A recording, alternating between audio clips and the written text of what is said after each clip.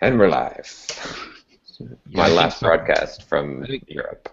I think something got goofed up when I had to steal some cables from my setup here to set up a computer for my kids so they could do their homework. And so when I think I got everything hooked back up, it didn't quite jive. Nice. Yeah. Let me tell you how excited I am to have my kids on the internet. Oh boy. Yeah. What are you doing about that? What's your We're gonna plan? have a really, really long talk.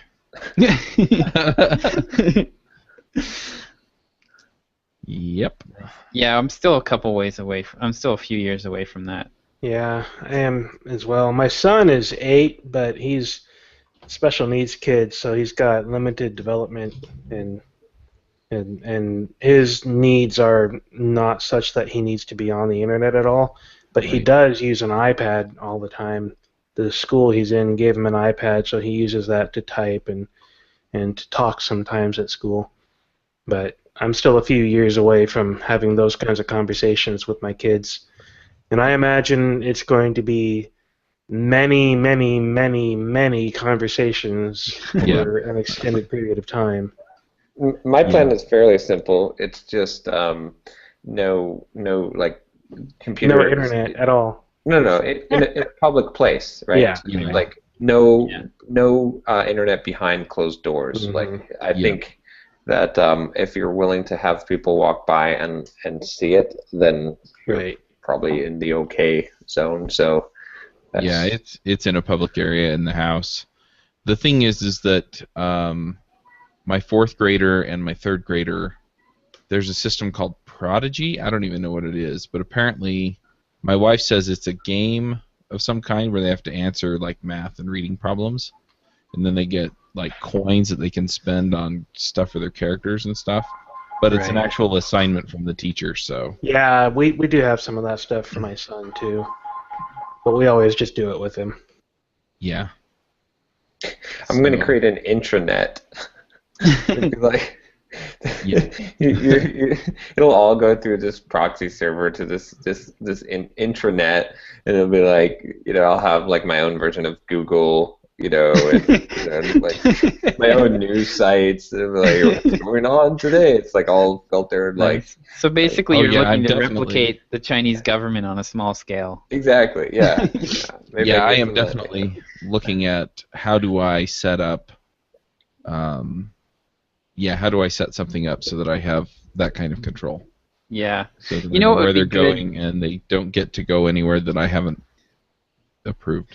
Yeah, I feel like that would be pretty unmanageable because like even just if you think about it, even just like going to a standard web page is going to have all these requests to other domains for analytics, and it just seems like it would be pretty tough to even make a few pages and sites functional. I think it depends on the pages or sites. Yeah, I haven't quite figured that out, but I am looking for a good set of parental controls I can Yeah. put on there, knowing Yeah, full well that in another few years my kids are probably going to know how to get around them. You can do that whole Odesk thing. If you hire someone on Odesk, right? Have you seen the thing where it like takes a snapshot of their desktop every like 5 seconds or so? You could just do that. Be like, okay, well, like here's this plasma screen in the living room that's always on. What it has is you see the last 20 images that were taken 5 seconds apart of what was viewed on your computer. Yeah. So go for it. Well, at Enjoy this the point, my world. kids are pretty innocent, and so it's more just if you stray into some area you shouldn't be Yeah. in, Yeah. how do you handle it? And if I catch you looking for any of these things, then I'm going to take you outside and skin you alive. Yeah. So far, all we've got is we've got a crappy Kindle tablet, and I have the internet basically turned off on that. They can see like YouTube videos from inside this kid-friendly app, but that's pretty much it. Yeah, this one's running Windows XP, and I'm going to check the specs on it and see if I can install like Windows 7 on it so I can get updates and security on it. It's kind of weird being on the other end of it now because okay, when I was a kid, right, when we were all kids, right, there was virtually nothing that, or at least I can't speak for all of you guys, but my parents were not computer programmers. Nope. Yeah. There's no way they could have possibly stopped me from doing whatever I wanted to do, right? Yeah. So now it's actually we actually have. So will that be the case? I don't think it will be the case because we have the Well, power to. I think I've had this conversation with my wife in a different context, but we're our generation is kind of different because we grew up with my parents' generation. They did not grow up with the same level of change that we have. Yeah. Right. So I think we're gonna handle change better as we age than they did. Yeah. We'll adapt better just because we're used to it. Like it's a skill, right? Developing this new skills and adapting to changes is in and of itself a skill, and we have it. Now it could be that things just accelerate so much that we can't keep up. But I don't know. I'm optimistic that we'll be able to keep up better with our kids than our parents did. Well, Yeah. ultimately, for me, it's We won't. I feel like I need to just train my kids because I don't know what's coming down Yeah. the line, right? I just don't think that I can predict well enough what's gonna, what the next technology is gonna be and how it's gonna affect things. So, right now it's mostly variations on the same things that we've already seen. So Snapchat's just chat, and then it has a few other things where it deletes the messages and stuff. Right. But it's still chat. Right. It's still video. It's still whatever. And you just have more devices that can reach it. And so for me, it's okay. Look, we're going to put up some barriers to help you not stumble into it, and then we're going to teach you how to use the internet so that you keep yourself safe. Mm-hmm. And those principles are going to remain the same for the most part, even if the technology changes. And that's the real key is the principles, Right. And the morals, and the self-regulation, and all those things. Yeah. It's going to be difficult with my son because he very much needs rules. He doesn't have the kind of abstract thinking about principles and ideas and the ability to apply the rules to a new situation. I mean, you could tell him do X, Y, Z right now, and he would go do it. But 5 minutes from now, if you said, "Hey, go do that again because this is the same situation," he'd be like, "What? I don't know what to do." Yeah. Yeah, with my kids, if you see pornography, turn it off. If you if you encounter this kind of thing, turn it off. Come get dad. And then as far as a lot of the rest of it goes, it's like, look, you have the privilege of being on the internet because I'm paying for it, and I put a computer out here so you could use it. And you get that privilege as long as you don't abuse it. And then it's also, most people out there are nice, and I like that you are friendly with people, but there are scary people out there, so you don't put this kind of information on the internet. You don't talk to people on the internet you don't know. And, all of these different things. And, you can give them examples, Facebook and, whatever, this or that or the other, but they don't really have devices they carry around with them, so it's only on that computer for right now. Right. But the flip side is that if I can give them a very controlled place to be on the internet and then teach them how to be safe on that, then when they get the phone, it's like, how it works on the computer, it works the same here. Don't do these kinds of things and be this kind of safe. And I'm hoping that works. But the other thing is like, it's the same thing. It's like, this is a privilege, and if you're not using your phone wisely, it's mine. If you're not using your tablet wisely, it's mine. If you're not using whatever else wisely, it's mine. And I reserve the right to check it anytime I want. So basically your kids are leasing their phones from you. Yeah. But, I mean, my oldest is 9, so right now I don't think there's a lot of temptation for him to go and go to places he shouldn't or interact with people in ways that are unsafe. Right. But another few years, I'm sure he's going to want to be on Facebook, and he's going to want to be on Twitter, and he's going to want to be on these other things. And, I'd like to be able to let him on there and give him some training wheels and some guidelines so that he can learn how to deal with them rather than just say, you're not old enough, no. Because, Right. if I just, I'd rather have it out there in the open where I can see it instead of him sneaking off to school and setting up his Facebook account on the school computer. Yeah.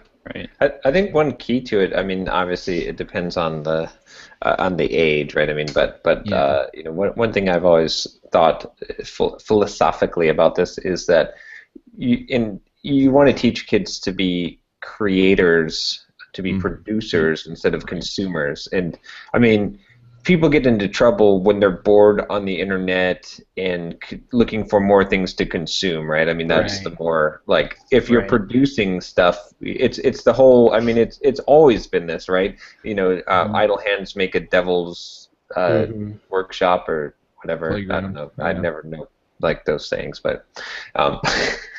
But anyway, like it's always been that, right? It's always been the fact, like I mean, remember that what was that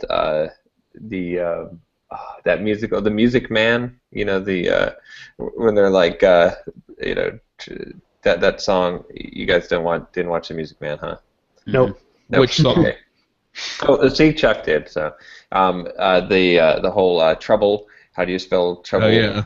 It's it's pool. It starts with P and it rhymes with T, and that's Yeah, exactly, right. So it was back then. It's like because the kids don't are not producing something, so they're like, their leisure time. They have the leisure time, so they're getting into trouble. So it's like, I mean, even all the youth programs, right, that they do today, it's like the after school programs and stuff. They are effective because they get kids doing something or producing something or making something, as opposed to just like being bored, and that's when you get in trouble. Yeah. Well, the other thing is that if I start the conversations about the internet usage with my kids, then I'm hoping that I'll be the one that they come to when they have questions about it instead of going to their idiot friends. Yeah. Yeah. You know what's interesting? I was reading this week a stat. I saw a stat that back in like the 60s, 50s and 60s, something like 70% of Americans had some kind of side business going, or like they were moonlighting. And if you look at that stat now for the millennial generation, it's like less than 20%. Just the interest in entrepreneurship and, starting something yourself is just so much lower. Yeah, I mean, back in those days, you had big, major, large corporations, but the vast majority of America was small towns in the middle of nowhere where you pretty much had to, have some kind of job that you did on the side of whatever, just to make things meet, just to make the community run. It was all mom and pop shops. Even in big cities, bookstores and grocery stores and clothing stores and drugstores, and these were all mom and pop operations that people worked in and did stuff on the side because that's what you did in order to make the community run. It's only been in the last 30 or 40 years that the big mega corporations have really begun to exist and have taken over all of the previous mom and pop shops. I mean, when Walmart moves into a small town USA, other stores close business because they can't compete. When Amazon came online, bookstores started closing their shops. I mean, there's a change in the way the world works, at least in the first world, high-income modern countries, and it's all shifting toward centralized, large corporations doing the majority of the work, and people just showing up to do that and then living a luxurious life on their downtime.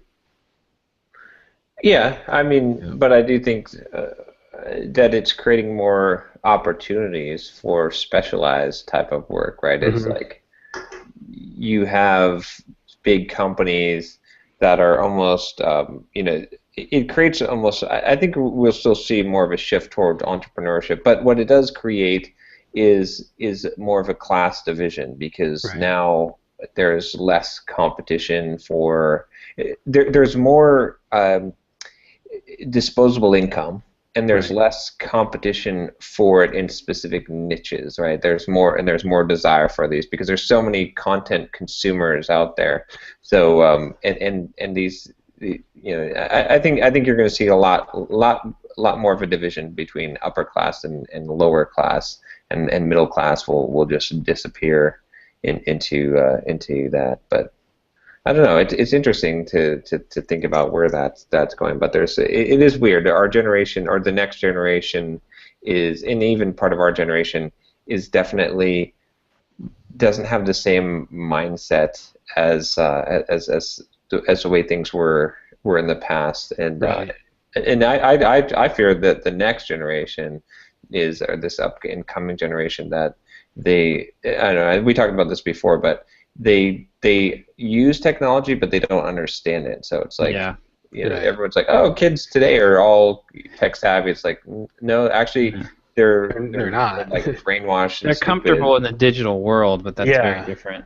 Right. Yeah, it's like a lot of us that started out like that are, you know, around our age, Yeah. were like, we were hobbyists. We like were interested in, like, we got Commodores or Atari Right. STs, or, you know, or the first, you know, Yeah. PCs, and we Right. hacked on QBasic and, like, you know, Yeah. and I, stuff like that.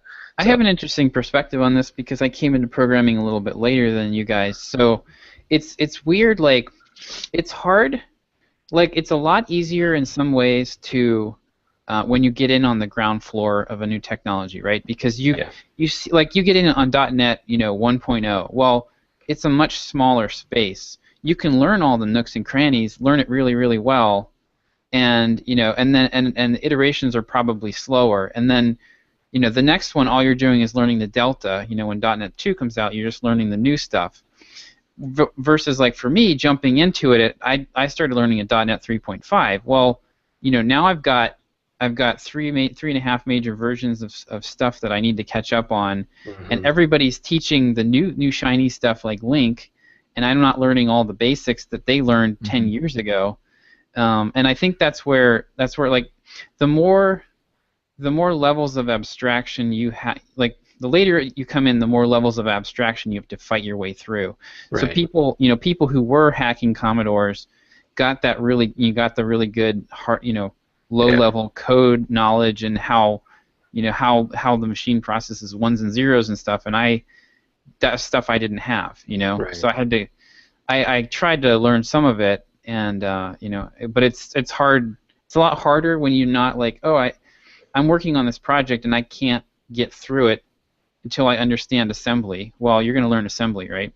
Mhm. But for me, it was like, it was just something felt like I needed to learn, but I didn't need it to do my job. So right. I empathize with people, people getting into technology now. It's there's just so much more to know.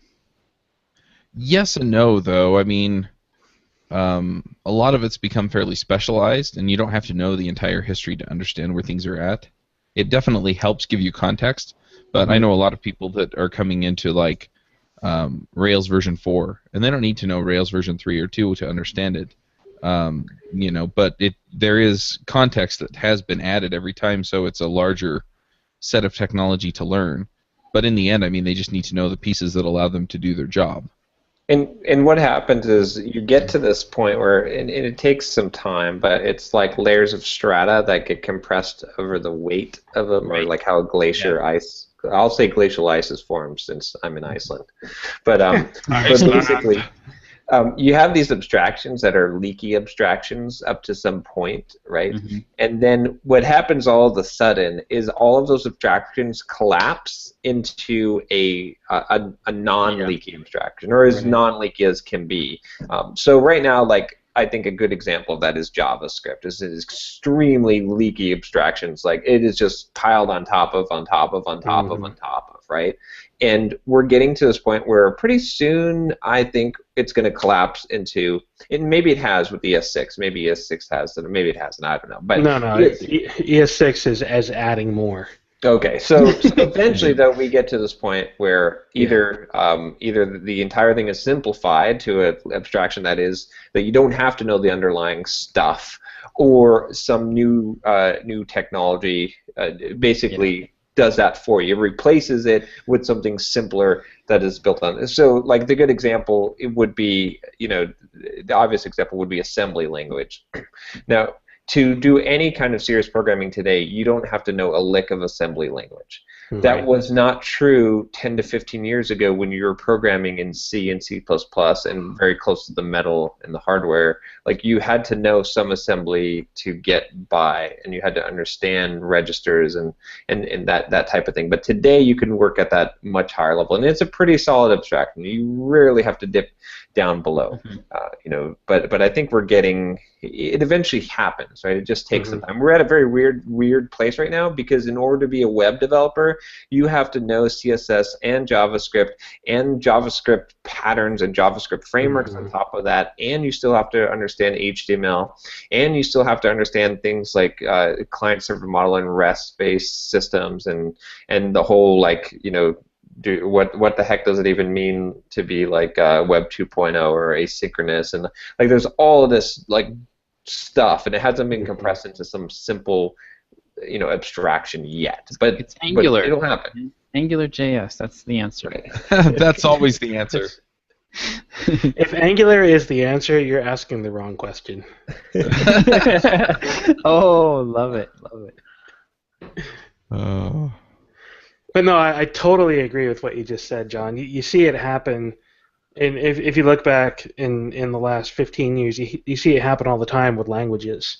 Yeah. You have all of these new languages like Elixir, which I just literally installed on my computer 5 minutes ago. I love Elixir. And Elixir is exactly what you just described. It's that compression of all of these patterns and abstractions and ideas smashed down and flattened into this beautiful new language that does all of these things for you. And you see this on a regular basis, That Ruby, sounds like Ruby. yeah, well, that's exactly what Ruby was. Ruby was a compression of patterns and practices from static languages like C# and Java, flattened down into a dynamic language. And then Elixir is a lot of what Ruby did and started leaking abstractions out of, and flattened all of that into a functional language on top of Erlang. And it includes Erlang and other things. And so you constantly see this expansion and collapse, and every time it collapses, we get something significantly easier to deal with certain situations and certain patterns, and then we have the ability to move forward again in new and interesting ways. But it also means that you have to either understand the underpinnings of what this thing is and why those patterns exist in the first place, or just say, forget it, I'm not going to learn any of that, I'm going to move forward from this as the starting point. And the people that understand the underpinnings have some advantage in that they can move forward faster, but they also have the burden of history and perspective on where that history came from. And we're seeing in JavaScript right now all of these kids in their early to mid-20s doing insanely cool things like React, which 5 years ago nobody would have thought that React was a good idea or possible, and now everybody's like, oh, React is amazing. And it came out of these kids that didn't have history and baggage and perspective weighing them down, but they were able to take this as a base starting point and say, we can do something better, use this as a base, and let's run off this direction and see, look, this actually is pretty cool, let's keep running with it. So you have benefits on both sides, but you definitely have that collapse of ideas and abstractions. I mean, React itself is a great example of compressing the abstractions, the leaky abstractions, into something tremendously useful and improving upon what we've been doing, and then giving us a way to continue moving forward to create the next set of things that will eventually collapse.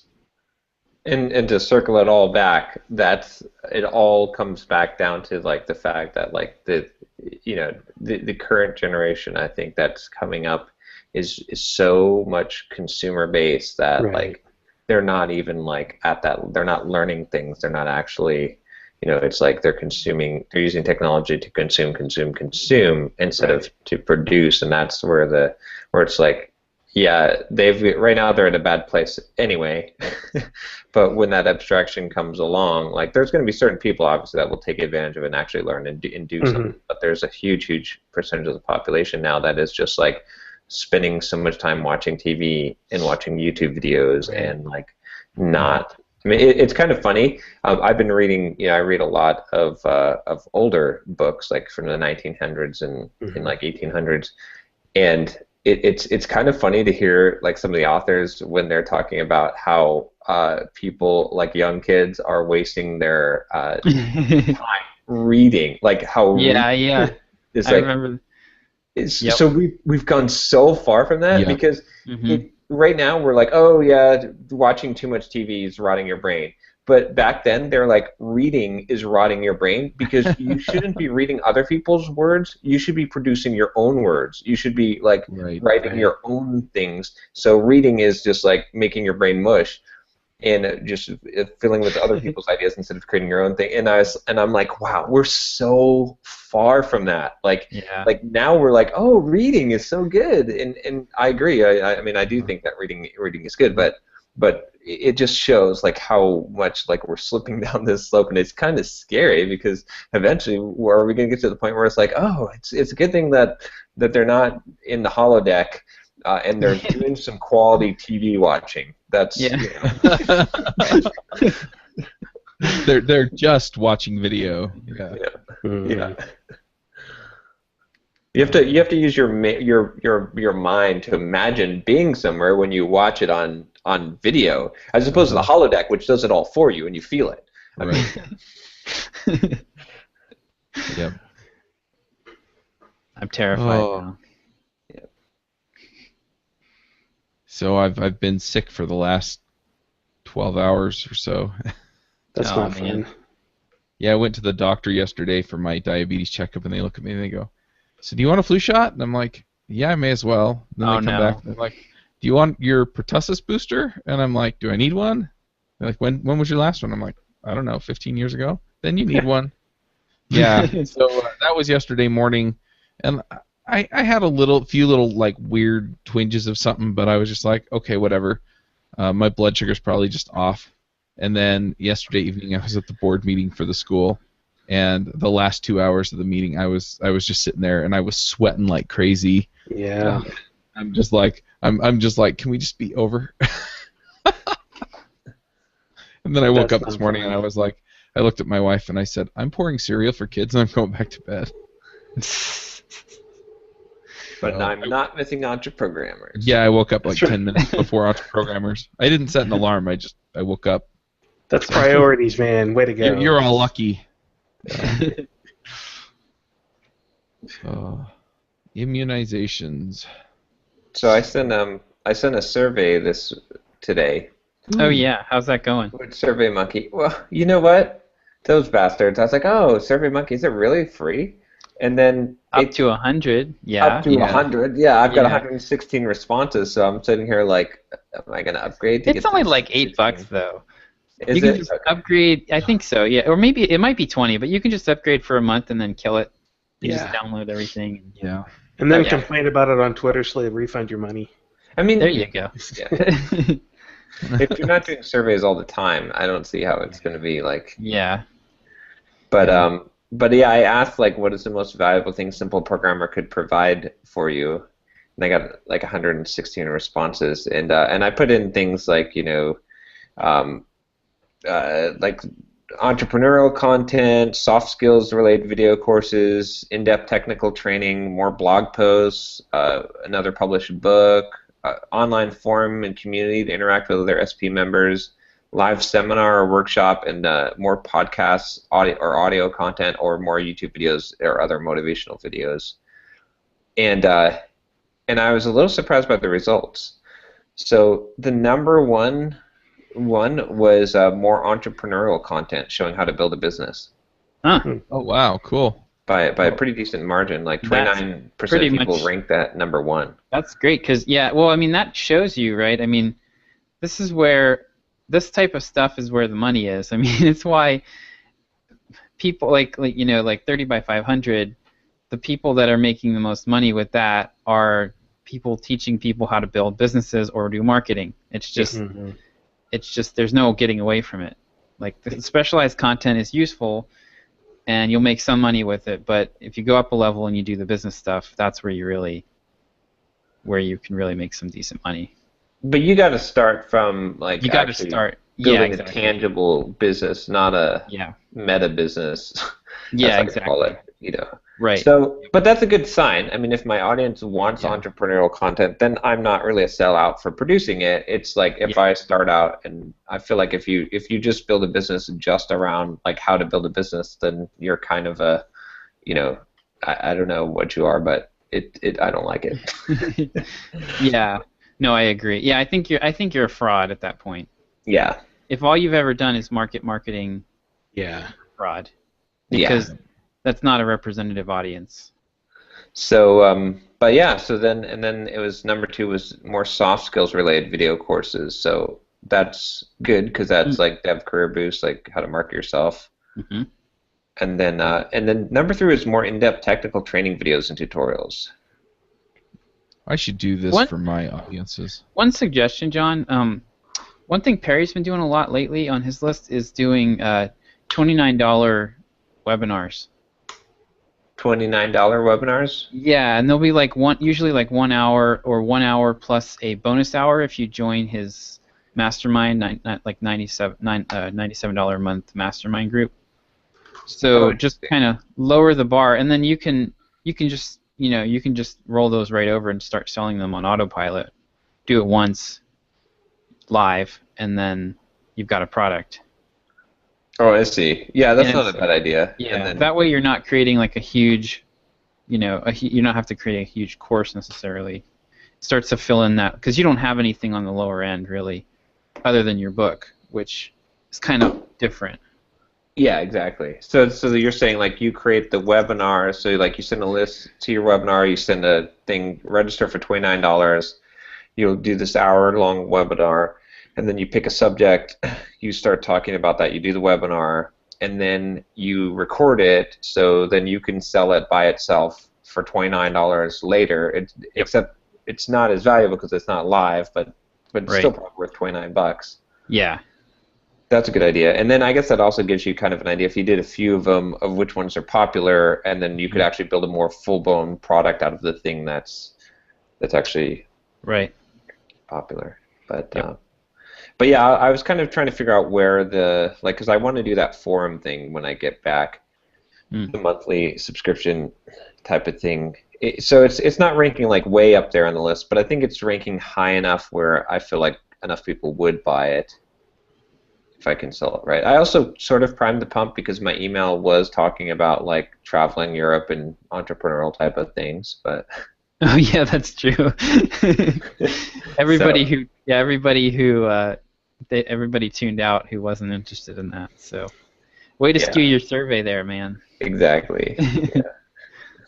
Yeah. So I don't know. We'll see. But it's but that's an interesting topic area to tell. I wasn't sure because I was like, like with Simple Programmer, am I producing too much entrepreneurial content? Do like a lot of career developers even care? But I think every single, well, I mean, obviously, like we know this from the business world, but I think every single career developer, or not every single, but almost every single career developer that's working a regular day job, like dreams of having their own business or being an entrepreneur of some sort, like a large percentage. So I think that even though most of like the programmer audience is just like career developers, that they're still like they hope that they could someday do this thing, and so I think that makes it a much bigger audience than you would think. If you just like polled it versus like what are you or what are you interested in, you wouldn't find that. But I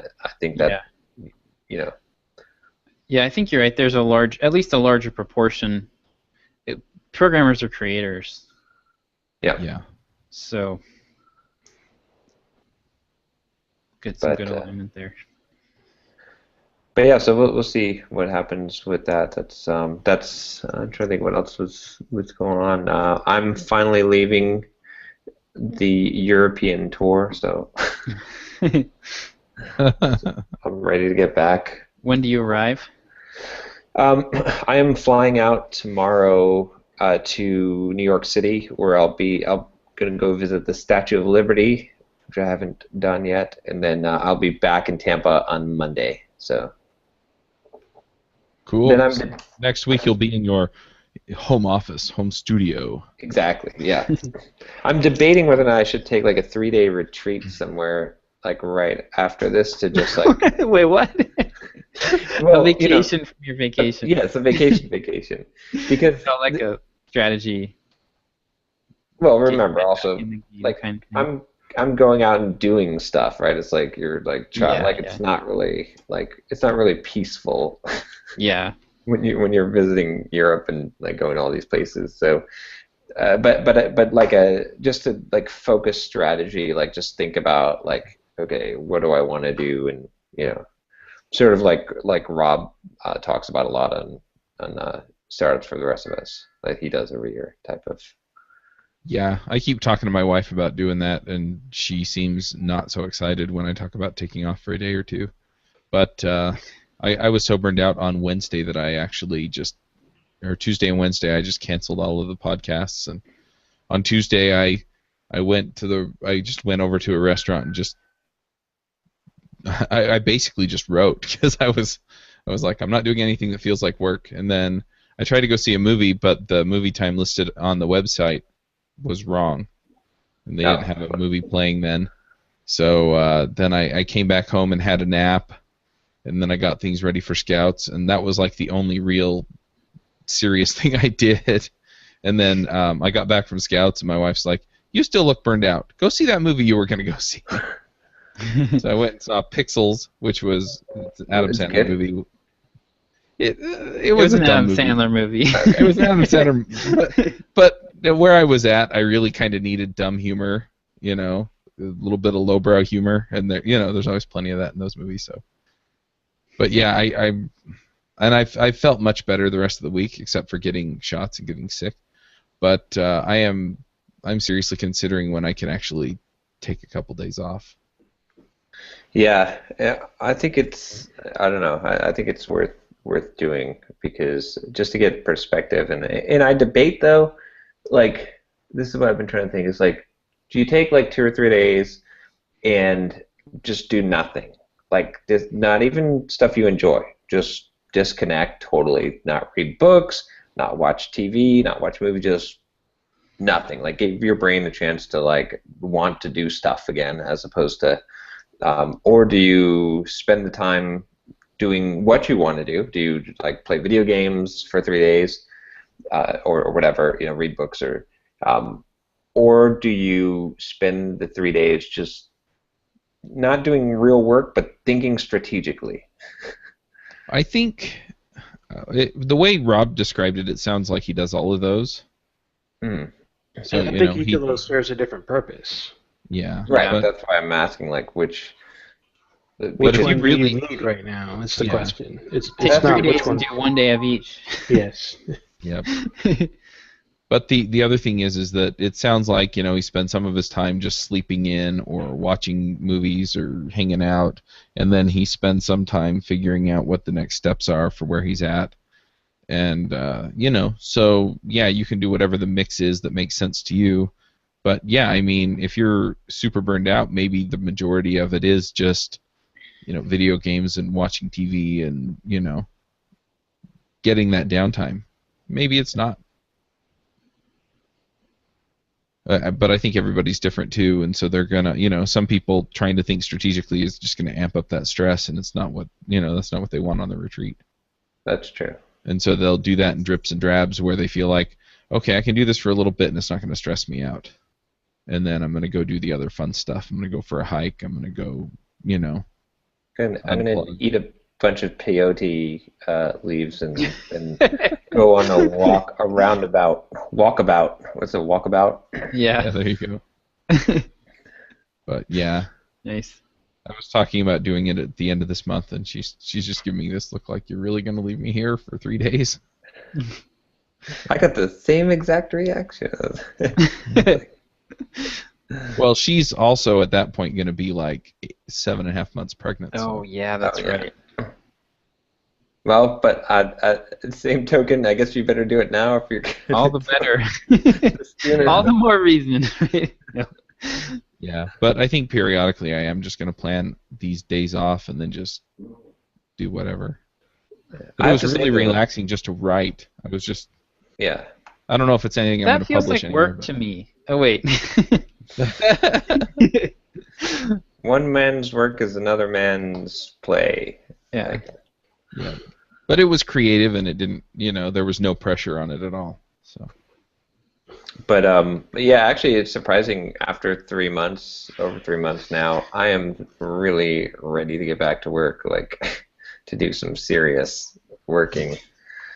So that's kind of a good thing. I found that when I did the Hawaii thing last year, it was the same thing. I was like, I'm ready to get back and start producing something. So. 2 months or just a month? In Hawaii? Yeah. It was 2 months. So. Okay. Yeah. So this one, it felt long. Like I'm ready to get back, but it's good. Like because now like I'm actually eager to get back to it. So. Yeah. Nice. Yeah. Yeah, I don't have a whole lot going on. I'm doing the meetup tonight. The Iceland. That's funny. So I actually had 2 people on my email list from Iceland. Oh wow. or 2 people that responded and wanted to do a meetup. So Right. that's pretty funny because Iceland has 300,000 people on it. That's the population. You've got a pretty high percentage of the population on your mailing list then. I know, right? Yeah. There we go. That's like 12%, 2 people. 6%, 6.6%. Oh, okay. Or no. Wait, what? No, it's more like Point it's zero like zero point- yeah. 0.06%. It's all You in guys the are too decimal serious. point. I was just trying to make fun. It's 0.0006%, but still, that's a pretty high percentage of the population of a country. Yeah, it's not bad. And that's just the ones that responded. So Right. I'm sure there's more. Yeah, go double that John Sonmez reading on Iceland. There we go. But yeah, so I'm gonna be doing that, and then that'll be the last meetup, and then and then I've got to figure out. I ended up actually recording Get Up and Code last week. I didn't realize that there was people coming for the panel, so I've got to figure that whole thing out. I guess I'm letting it go for now because there's some excitement with the new panelists. So I think that might actually end up working out. But Cool. Yeah. So you came anyway? You showed up anyway? Yeah. I was actually like, they called me when I was driving to get dinner. Like, hey, where are you? It's like, I didn't realize we were recording today. Yep. Cool. Oh, one other thing in other news, you guys might want to check this out. I finally bit the bullet and tried VaultPress. Is this a WordPress substitute? It's made by WordPress. Okay. Backup and security. Yeah, it's basically backup from WordPress itself, like it's a plugin, and then it lets you it automatically does backups, like, and it's fairly cheap. Like the light plan is $55 a year, and it's daily backups. So you can like get the upgrade plan that has security and stuff, and like up to the minute backups. But I figured daily backups is plenty good. And it auto restores, so you can just like click restore to restore. Oh, that's cool. So, because we're using that other backup that I've got it installed on the Entreprogrammers site, and I've got it on my other sites that just like will drop the file into Dropbox and it runs every night. Right. But it's a bit of a pain because you have essentially like your WordPress folder and then your SQL database, so you have to like. It's not super easy to like restore. You have to do you have to pull in the SQL, and then you have to like copy the files over. Whereas I was looking for something that's a little bit more okay. Just click a button and then you're good to go. And also the Dropbox with transfers were getting pretty large because the backup of my site is like is about 750 meg now. So. Oh boy, yeah. Wow, yeah. That's getting to the point where it might be tough to even do it every day. Well, the VaultPress does differentials, so yeah, that's what I mean. Like if you have to update an 800 megabyte file every day, like that's it's going to take some time. Yeah, so I've still got the other one running, but I'm probably going to disable it because I think that I'd like to be able to test the vault press, like restore, but that's kind of a tricky thing to do. Yeah, you could set. Couldn't you clone your Could you clone your VPS and then do it that way? I've got a test.simpleprogrammer.com that I could potentially use. But part of me is like, well, that's kind of silly. I mean, obviously, lots of people are using VaultPress, and I've got a downloadable backup, so that has the SQL. Mm-hmm. But anyway, I think to me, it seems like a reasonable backup solution that is pretty dang cheap, and since it's coming from WordPress, yeah. it's going to be like reliable and good. So right. Right now, I've got mine. I have my Linode. I have an image backup every night that I'm paying $5 a month for. Yep. So I can actually restore the whole VM if I need to, which is what I did that, I think, during my original King Sumo giveaway where I crashed my server. But then I also have just a Dropbox. Actually, Brian wrote. I didn't know that there was a plugin when we were talking about doing this, so Brian wrote a script that would do it for me, just throw it in Dropbox for me. Oh, okay. Yeah, we didn't know about the WordPress plugins. So I've got well, unfortunately DigitalOcean doesn't have like a daily backup right now. I think they do weekly ones on your server and you pay for that. So okay. When I messed up my server, I was like, oh crap, I have to go to that backup and then restore the WordPress one. Oh yeah. Can you do manual snapshots? Because you can do that on Linode too. You can, but then you're talking about doing. I mean, I guess if you have some kind of script that's doing that, otherwise, I'm not going to do a manual snapshot every day. No, but you could do a manual snapshot before you do apt-get update, right? Well, if you're smart, you can do that. If you don't want to hose your entire server. Yeah. But anyway, we'll see. I think the VaultPress is going to work out, and for $55 a year, So I'm seeing I wonder if they upgraded the price recently, because it said $99 when I went to the site. It's very hard to find the light. Oh, okay. Yeah, you have to scroll down a little bit. It's on the home. If you go pricing and plans. I'm a marketer. I don't scroll beyond the fold. Backup bundle and security bundle are at the top, and then if you scroll down just a little ways, you'll see the light and the basic. Okay. Yeah, they made it kind of hard to find, but it's there, and for $55, I think a year. Yeah, that's pretty nice. Probably makes sense. I also finally moved my. So WordPress. This is a great business model. So you build a hack-prone open source framework, and then you sell the security for it. That's great. Exactly. Love it. Woohoo! But isn't that Microsoft's model? Ouch. I also finally moved my. I still have some domains to move. I'm in the process of moving everything over to Google Domains. I moved my main simple program because it's coming up for renewal. Is that free? No. Well, the DNS is free, but you really shouldn't use the DNS anyway. Just use Cloudflare. Cloudflare is the best DNS by far. It just is the fastest and it's the most widespread. But as far as domain registrar, I get confused by this, which maybe this is worth in case maybe you guys already know this, but I was like, DNS and registrar, isn't that the same thing? And most of the time they are, but they don't have to be. Mm-hmm. So my registrar was 2 cows, I guess. I had some weird one from simpleprogrammer.com. And it's just they're kind of a pain in the butt, and they wanted to charge me $25 a year to renew the site, to the domain. So I went to Google. I figured I was looking up, and I was like, oh, Simple DNS or Easy. Is it Simple DN? Is that the one that? DN Simple. Yeah. The DN Simple, right? It looks great, but I don't need DNS service because I'm using Cloudflare. So. Right. I could use them as a registrar, but I'm like, well, if I'm going to use someone as a registrar, then I'm just going to use Google domains since it's Google, right? Like it's totally going to be trustworthy as far as domain registrar. So Google domains are Till they Google domains sunset Google domains.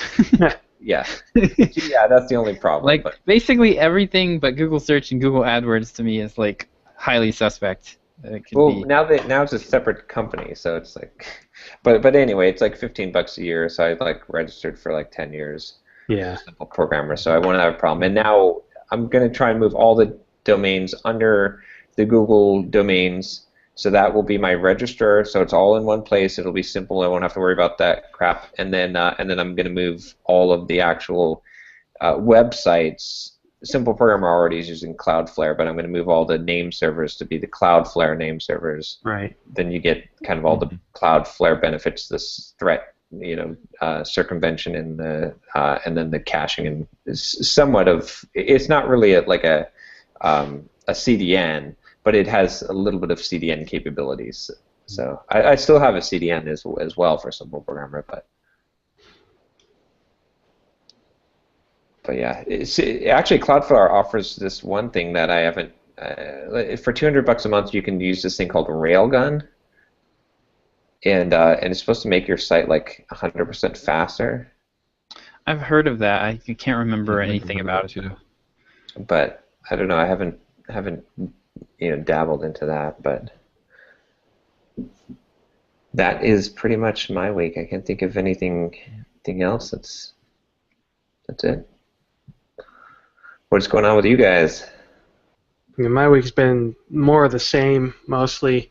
Monday, both kids were home, and so I helped take care of them. And then Tuesday, I had to drive my son up to Fort Worth for a specialist doctor appointment. So there was almost half my week right there. So, but I've managed to get some time to start my next series of screencasts for Watch Me Code, which is focus on building an actual product, or a service in this case. I'm rebuilding the Signal Leaf Media service for Watch Me Code, and I'm recording myself doing this for Watch Me Code. So it's nice. serving multiple purposes. So people can buy your product, watch it, and then hack your website. Exactly. Well, the whole thing is going to be the service itself is going to be all open source. I'm putting it up on GitHub as I'm building it. So anybody that wants to use use this media service that I'm building will be able to use it. They'll just have to put in their own, API codes for all the different services that I use. But I think it's going to be pretty cool. It's going to fill a need that I have for Watch Me Code. It's going to fill videos for a long time, like as long as potentially 6 months worth of videos. Nice. It's going to provide a lot more real world stuff that people want to see, because I've got a lot of great intro series that cover samples and demos and stuff, but I haven't done a lot of real production quality code for my screencast. So I think it's going to. I'm hoping it works out really well, because this is something that people have been asking for, is more in-depth real-world stuff, and 22 to 25 plus videos of real-world coding. I think it's gonna go over really well. So I've got 2 weeks worth of that already recorded, and I was hoping to record another episode this afternoon, but I have another podcast that I'm going to be recording this afternoon. So I don't know if I'm going to get any more screencasts recorded. And then Monday, again, I'm driving back up to Fort Worth for my son for yet more doctor appointments. So next week is going to continue to be crazy. And then Tuesday, he's got another doctor appointment in Waco this time, which will be easier. And then the week after that, we're going back up to Fort Worth for a third time for a genetics specialist consultation and start working with them for a few things. So I've got all kinds of crazy going on in the next 3 weeks, and I'm trying to schedule what I'm going to be recording when, so that I can stay on top of Watch Me Code and stay on top of blog posts and then when I have the opportunity, actually make it down to my client office so I can get some client work done.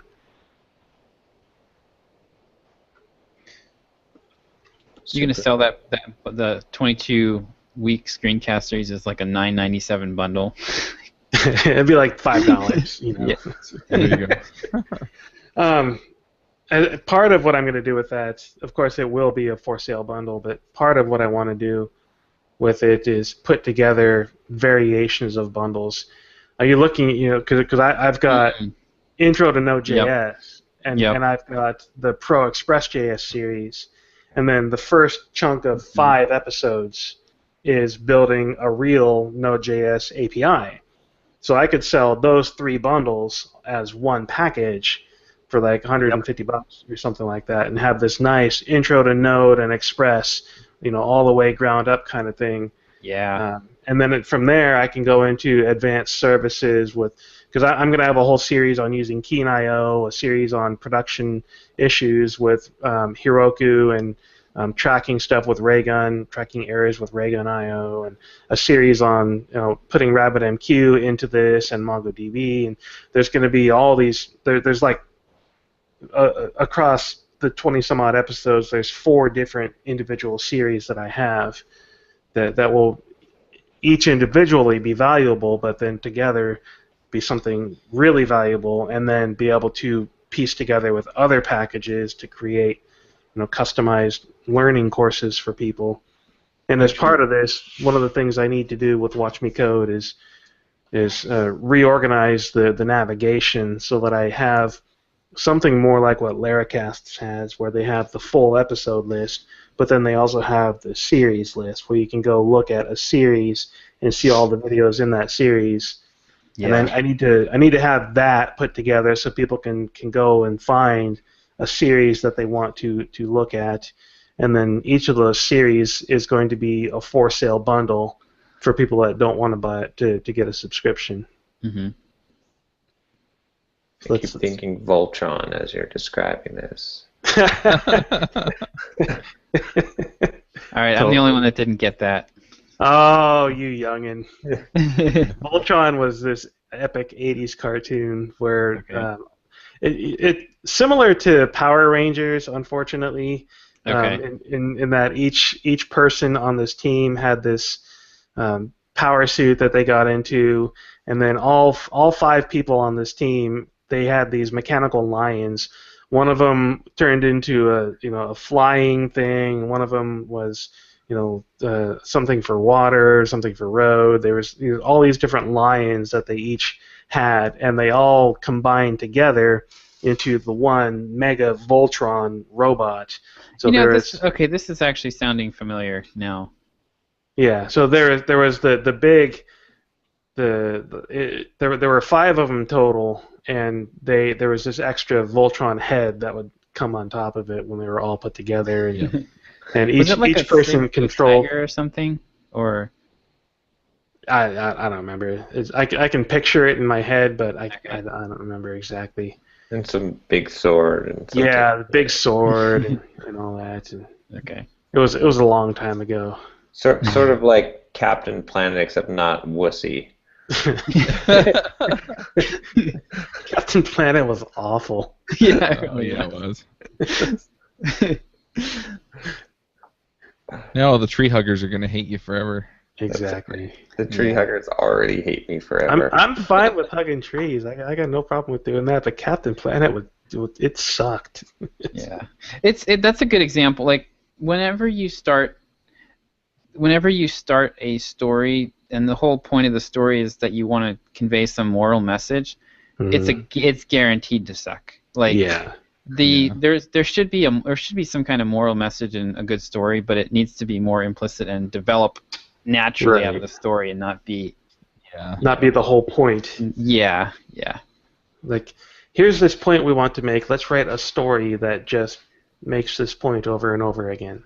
Right, and we're going to create all of our characters to make the point, and we're going to create all of our settings to make the point, and everything they do makes the point. Yeah. Yeah. Yeah, Watch Me Code, otherwise, kind of depressing at the moment. I'm down to 332 subscribers, which is pretty awful. I think my most recent series on ES6 has turned away a lot of people, which is unfortunate. I Why thought is it was. Um, It's unfortunate for them too, because Yeah, that's because where we're headed. right, this is incredibly important stuff, and I took a very unique approach to it, and I did all of my ES6 stuff was recorded live. There's like 12 episodes that I did, and I recorded me on video learning this stuff, not just me telling you about it, but actually learning the stuff. Like I would go read an article somewhere, and then I would hit record and say, "Hey, I just read these things. Let's go try it out and see what happens, and learn along the way." And so I thought it was an incredibly unique and valuable way to present these new ideas, because rather than just having somebody explaining it, you're learning with them and seeing my reactions and the struggles that I'm facing and all that, and the solutions that I come up with. But I guess a lot of my audience didn't appreciate that. Well, I mean, I would say are you basing that on a few people unsubscribed? Because you have a small delta of unsubscribed. Yeah, Like, it's a larger number of unsubscribes than I have had historically, though. yeah, but it's still a very small True. difference between.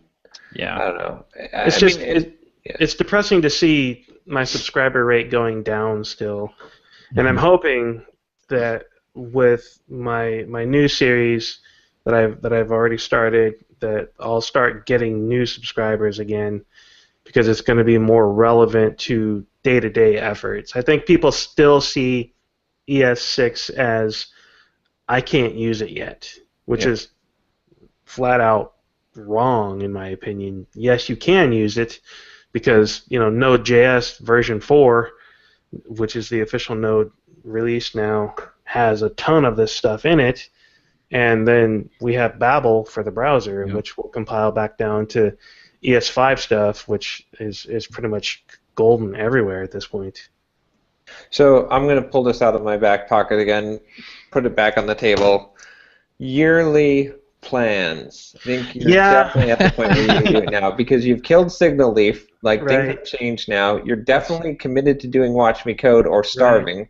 So if you're not going to starve, then you're going to be doing this a year from now. So I've been reconsidering that because I had somebody email me and ask, "Hey, I'm trying to I want to get a Watch Me Code subscription, but it's easier for me to do a yearly plan because I can expense that with my company."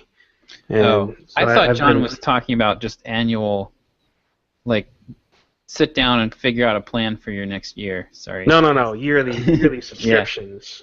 Yep. The other one's a good idea too, though. Yeah. Oh, that definitely is. Yeah. I mean, I think you'll be able to lock people in for longer periods of time. I think you'll increase your general revenue. I mean, last time we talked, your churn, your average lifetime was 3 months. You'll be able to significantly increase that. And then the other nice thing about this is that, I mean, I think you'll start to see your subscriber count grow then, because no one's going to unsubscribe when they're subscribed for a year. I mean, you'll have bigger sections of churn at the end of the year when you renew, but then I still think it'll reduce your churn, because I think when people are like, should I renew for one more year? It's one decision versus they're making a decision every month when their credit card statement shows up and Watch Me Code is on there. So I think that I don't know. People don't look at their credit card statements. Well, how do they unsubscribe then? A lot of people don't look at their the vast majority of my unsubscribes. The vast majority of my unsubscribes come right after a payment. Well, yeah, but how many are you talking a month? You've got 300 subscribers, 300 plus subscribers, 30 subscribers. Well, no, 3 subscribers would be 1%, right? So. Yeah, I'm losing close to 10% a month right now. Okay. And then you're gaining. I'm gaining about 5%. Okay. Yeah, I don't know. I think the yearly plans are a good idea too, but they're people are going to sit up. A lot of people are going to sit up and take notice when you whack them for $300 or $400. And then Yeah, complain on so- Twitter that we wouldn't give them a refund. Yeah, yeah. Make sure your refund policy says that we will not work with you for Yeah. any reason whatsoever. Right. Yeah. But no, I mean, Every- Yeah. Well, you're probably, here's the thing though. You're probably only going to get 3 to 5% of those people that actually take the yearly. well, wait a It's minute. not that high. It's actually not that high from what I've seen of like from the stuff I've seen from people who do Yeah. this for SaaS. It's not. It's No. like 3 to 5%. So It's not super high, but you'll also get more customers potentially that you wouldn't have gotten because Right. someone who won't sign up for monthly. I mean, consider Maybe, like when I yeah. signed up for Maybe. VaultPress, right? Right. I was like, oh, I don't want to pay $5 a month for this thing. And then Mhm. they're like, oh, $55 a month for the year. And I was like, $55 isn't a lot of money. To me, like $5 a month seems Yeah. like, okay, Well- now I'm committing to this thing. And now Right. but then I'm like $55 and I'll try this for a year. Okay, then I'm set for the whole year and I don't have to make any more payments. Cool. So that made me actually decide to sign up for it. Whereas if it were just offered a monthly, I would probably have not signed up for it in that case. Right. I mean, it's coming close to the paradox of choice at this point. With I've got individual bundles, I've got the monthly subscription, and if I add that yearly subscription, that does add, a little bit more choice to the decision-making process. But at the same time, I think you're right, John. It does open up opportunity for people that otherwise would have a difficult time getting the subscription or making the decision. There's opportunity there. It also gives you that see, kind I of think the people that thing is though, with the yearly plan, I think that the people that take that option are going to be your hyper responsive customers anyway, and they're Right. probably the ones who would have stayed subscribed for the year. You can end up actually cutting your nose off a little bit there by Yeah, discounting. You're basically discounting for your best customers. potentially, but at the same time, I've had some of my best customers recently tell me, "Hey, I'm cutting expenses for the month because of whatever, or I'm getting a new job," and, Right. and so I don't think Are you going to I don't offer think prorated long-term. refunds? probably not. Okay. I mean, if somebody asks for a refund, I'll do what I can, but Yeah. I don't Because think those it would. people will be like, "Oh, I could cancel and I will get $300 back," which is why what I was thinking when I was canceling lead pages. Right. Yep. Yeah, part of the problem is I don't have a good way to track who's been watching what right now, which Mhm. is one of the things that I'm solving with this media service that I'm building up. Everything Yeah. will be going through this media service, and I should be able to track who's Mhm. watching what And by using this. store that in Drip.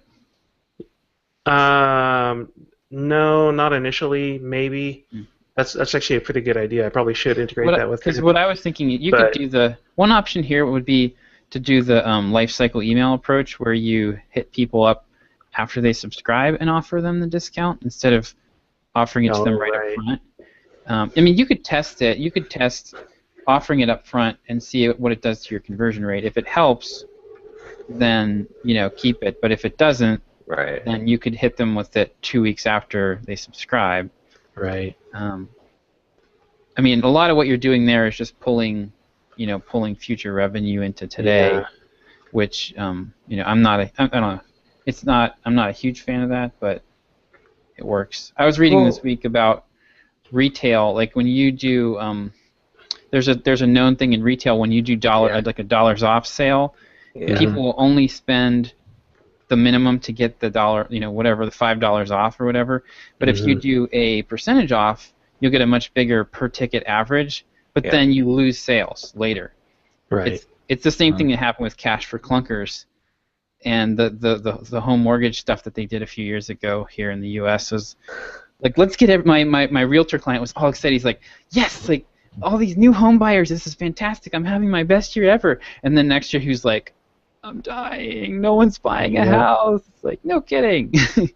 But the thing is, like, the question, what it comes down to is, are you increasing the lifetime value of the customer. And I exactly. think in Derek's case, I think it would.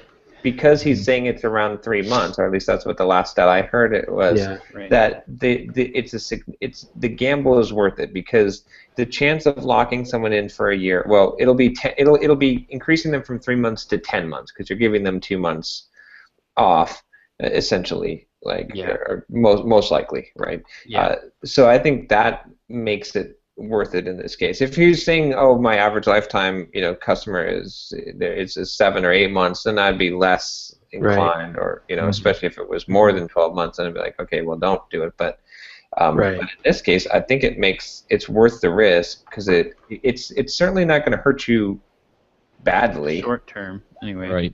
Right. Yeah. Yeah, I mean, I agree with Josh in that it does trade tomorrow's money for today, but I think you're also right, If you're John, doing in it on that autopilot, though, like if you're offering it to everyone 2 weeks after they sign up on autopilot, that'll start to even out over time. Yeah. part of the problem there is the subscription system I'm using does not make that really easy. I mean, I've already spent a lot of money to have a custom sign-up page for the site, and when somebody goes in to change their account, they can select from any active plan, which would include the yearly plan, etc. Any plans that I have active. So there would be, if I wanted to make that work the way you're talking about, Josh, there would be a lot of custom work involved to get the whole site customized for this kind of conversion. Could you do a one-time offer to your list, just as an experiment? Probably, yeah. And see if you could track, like, if you could do a one-time, just by email. Right. Blast it out, see, and then like correlate. Okay, who took the offer and how long have they been subscribed? Right. And you could probably just do that, manually. Which would be a pain. Yeah. It would be a one-time pain, though, and it would give you, versus finding out like 3 years from now, oh, silly me, I've been losing 30% of my revenue doing this. It would. Right. I mean, if they've been subscribed for 2 years, and you have, and those are the people that take the offer, then yeah, you've lost 4 months worth of. No. 4 months worth of revenue. Yeah. That's not true. That's not true. Here's why. not?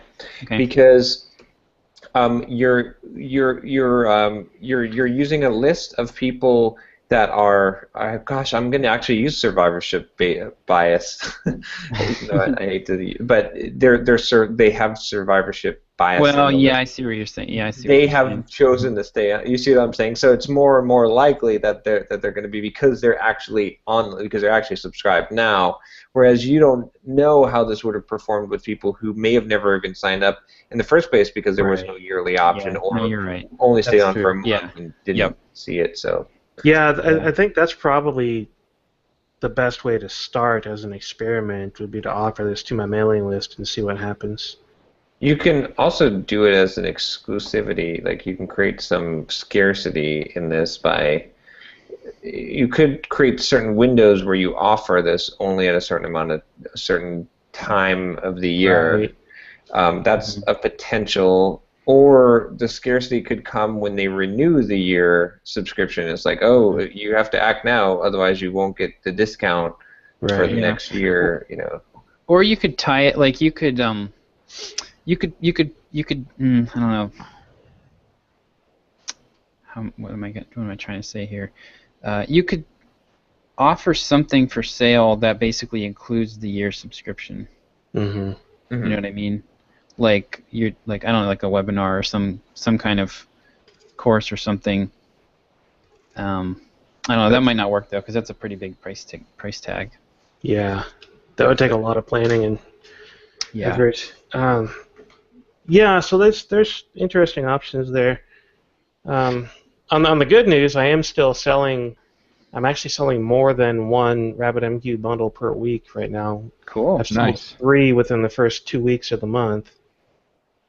Sitting at $768 of income on bundle sales so far, which is not as much as I would like, but better than zero. Yeah. So that at least has made up for the drop in customers as well. Well, Yeah. it's more than made up for it because now it's Yeah, that's true. above. So it doesn't really matter where it comes from, if it comes from monthly, if it comes from, I mean, True. so yeah, so I mean, you're doing Yeah. good. I mean, also, Derek, you have 300 people that are paying you monthly for your stuff. That's like, Right. I know that you're watching the number go down, but it's relative. Like, that's pretty Yeah. dang good. Like, how many people would be super excited to have 300 Yeah. people paying them monthly for? And I wouldn't, honestly, I wouldn't, I mean, until you have like 5 years worth of, it's the same thing with email unsubscribes. Like, don't read too much into that. Yeah. August, September has been just a super weird month for me. I mean, Uh-huh. you know, people unsubscribe, people get back from their vacations, they're like, you know, the Disney World trip is hitting the credit card. So, you know, it could be that. I wouldn't worry too much about it. If you're getting a lot of blowback from your list, like of people complaining about the videos you're doing, maybe pay attention to that. But I wouldn't. Yeah, I wouldn't read too much into the unsubscribes. I've had several people directly comment in the why did you unsubscribe email that I send everyone. Oh, okay. And Okay, well, several people have said, you know, I don't care about ES6. I don't really like the direction you're heading. I watched what I wanted, and now I'm leaving. Okay. Well. Oh well. Yeah. One thing, Derek, that I was thinking about too, as far as like getting you, because I really think at this point you just need more traffic. Yep. Yep. Like that's your biggest. You've got a machine. The machine is working to some extent. Yes, you can improve it, but Right. you've got a machine. You just need more. You know, you just need more traffic to run Well, through it. I need to automate the machine more as well, because I don't do much marketing for Watch Me Code at this point, even on my own mailing list, which is a really bad thing. And I need to. I mean, since I've started doing 2 blog posts a week, my website traffic for DerekBailey.com is more than doubled. I'm sitting at 25,000 sessions a month with 19,000 users a month, unique users every month. Cool. So I need to convert that traffic into Watch Me Code, and I've started getting them onto my mailing list. I've added 200 and some odd people to my mailing list in the last month, which is like 5 times more than I usually do. So nice. I've got traffic coming into my mailing list, and I need to get my mailing list set up to funnel that traffic into Watch Me Code now. Yeah. And I've talked about this before, and I want to put together a best of drip campaign for people that come onto my mailing list, which will include a bunch of free videos that I already have out there, and then, you know, at periodic times throughout that, suggest a subscription to Watch Me Code, because they will have seen the quality of content that I'm producing already. But you know where your powerhouse is going to be, though? I mean, it's good. You've got the blog post. Keep going that direction because you're increasing the traffic, so it's going to increase the bundle sales but your powerhouse needs to be YouTube, because that is the video. That's the format. Right. I think you should take your first video in every series or every major series, release it as a free video on YouTube, where it makes sense, and then at the end of the video have a thing like an ad for Watch Me Code, or maybe not even Watch Me Code directly, but like a video course. Like if you want to get more, then sign up for this, and then have an email course that gives them more videos that they have to sign up in order to get, and then sells Watch Me Code. Or even create some light versions. When I look at, like, I did a little bit of YouTube research, and I was like, okay, because YouTube is showing me like whose channels are similar to mine, and even just looking at my own channel, right? It's like there's these channels that have these huge amount of programming channels that have a huge amount of subscribers or views, and it's like all tutorial based, you know, beginner tutorial type of things. And then when I look at my own videos, I'm like, oh, the ones that have the most views are the ones that are the tutorial based ones. Which for me it's a little bit different, because I don't necessarily, like, I'm not necessarily selling tutorials, so I I'd rather, like, it's not just a sheer number of views that matter, but for you, for selling, screencasts, I would say that, yeah, you just go for the thing that people that's going to get you the most views and traffic from that, and that's the exact medium, the same medium. So I think, like, in your ideal scenario, a majority of your funnel, the biggest mouth of your funnel, comes from YouTube. Yep. Right. Into your and code. The other thing I'll throw on there too is that there's kind of a gold rush right now going on with YouTube ads. So I don't want to encourage you to throw more money into the ad bucket necessarily, but it might be worth looking into. If you can get 2-cent views or something with YouTube ads, that could be huge, because you could start to siphon off traffic from those other channels. Right. So that's probably your best advertising opportunity right there. Yeah, I've very briefly looked at YouTube ads a month ago, and it looked intriguing for all of those reasons. I mean, I've got 465 subscribers and 61,000 views on YouTube already. And every time I put a video up there, I get more subscribers and I get a lot more views. So it's... How many videos do you have total up there now? Not quite 50. Okay. Yeah, I would say just, like, start dropping those videos. Maybe even come up with a really good light version of, like, intro to JavaScript, or, like, some really, like, intro to ES6, so when people are searching for ES6 on there, or maybe even just the first video of your ES6 series would work there. Yeah, I put one up there recently on building ES6 browser apps. It walks through my whole setup for how I do that, and it's getting okay. It's got 330 views right now. I know that what's his name gosh, I just forgot his name. That we had him on. Yeah, Wild Academy. Seat right now, and he's like, so I'm going to say what he probably wants to say, which, because he's done, like, look at his channel, right? And you'll see, like, like, you look at, like, the beginning of PHP tutorials he has in there, and, like, all the, like, and he's got them grouped into the different playlists essentially.